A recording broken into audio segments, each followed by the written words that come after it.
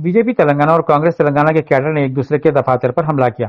पहले कांग्रेस के वर्कर्स ने बीजेपी एमपी रमेश बथूरी के सोनिया गांधी पर किए गए रिमार्क्स पर बीजेपी के दफ्तर के सामने एहतजाज करते हुए मुश्तइल हो गए और अंडी और पत्थर फेंके और बीजेपी के वर्कर्स ने लाठियों से हमला कर दिया। इसके बाद में बीजेपी वर्कर्स जमा हो गए और जवाबी कार्रवाई करते हुए गांधी भवन के ऊपर हमला कर दिया और लाठियों बरसाई। कशीदगी बढ़ गई और एक शख्स जख्मी हो गया। पुलिस ने बर वक्त कार्रवाई करते हुए अपोजिट ग्रुप्स को अलग कर दिया और एक केस दर्ज करके तहकीकात कर